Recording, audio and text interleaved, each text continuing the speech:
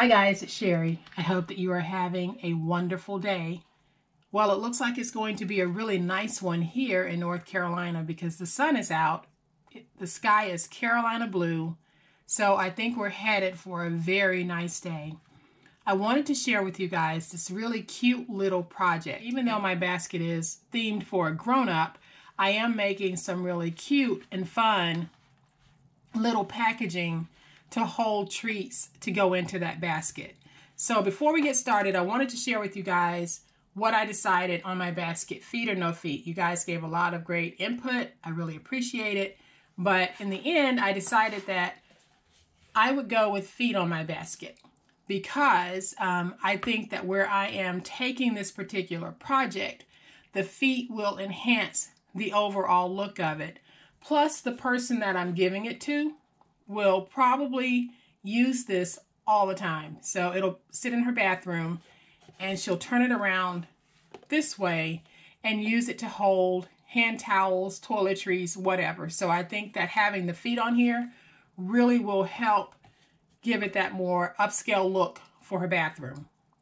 So when you guys are making yours, feet are optional. You can make this however you want. And that's one of the reasons why I always say in my videos, you know, have fun making this, but make it your own.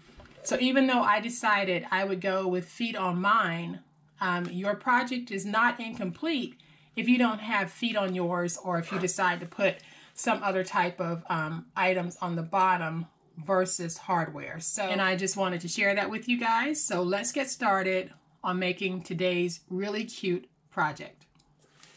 And to make this project, we are going to need a piece of decorative paper that measures 9 by 7.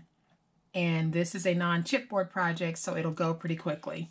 And we're going to score this at 1 and at 2 on all 4 sides.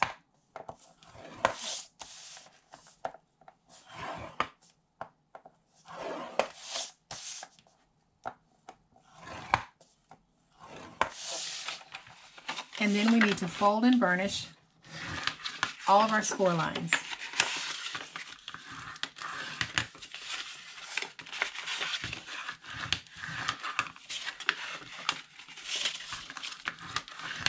Okay, so all of our scores are burnished and we need to remove some pieces. So we are going to remove these 3 pieces from all 4 corners of our paper. So all I'm going to do is cut up, and I will angle cut this one, come in and do this one, and then I'll also angle cut this little flat piece here, and then I'll remove this piece. So let me do it again on this side, and then I'll do the other 2 sides off camera. So all I'm doing is cutting up to my second score line. I'll come in and angle cut, and then I'll angle cut this piece, and then I'll do this. And for those of you who might be new to my channel, what I mean by angle cutting is I'm just notching out a small triangle, and it just makes putting the box together a lot easier. Okay, so all of my corners are removed, and we can now put this box together. So what I want to do is I want to take glue, and I want to put glue on all of my tabs. And then I am going to just fold this up, come in with my bone folder, and just get my glue nice and stuck and my corners nice and tight.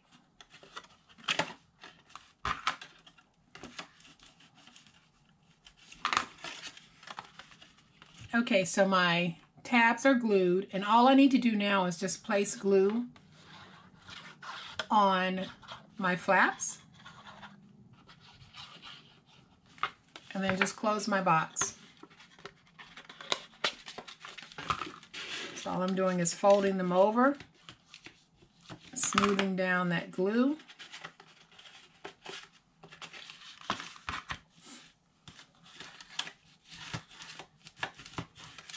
And then by adding these flaps, it simply gives the box a little bit more stability. Just makes it a stronger box.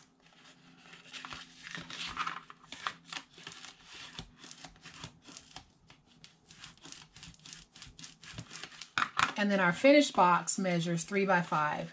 So I've got these little chocolates, and I'll sit them in just like that. But before I do that, I want to add a little bit of shredded paper, just so that it's not so plain on the inside.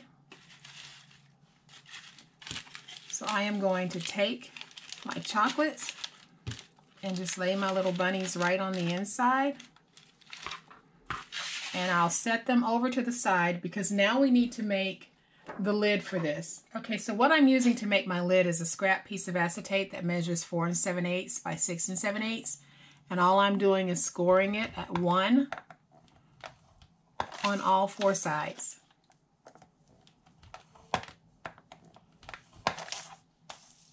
And now that I have all of my scores, I'll go ahead and fold and burnish my score lines. I will be doing this away from the camera because I need to bring it up to my face so that I can see where I've actually scored this. All right, so I have folded and burnished all of my score lines, and what I'm doing is I'm notching out my corners because I don't need them. So I'm just removing them from all 4 sides.